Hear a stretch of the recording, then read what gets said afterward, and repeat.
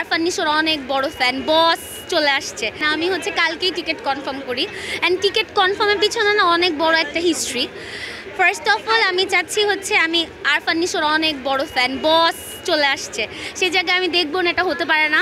যখন আরফান নিশোর আরেকটা মুভি গতবারের আগের বারে ছিল, তখন আমি দেখেছিলাম, এবার দেখবো না, এটা হতেই পারে না।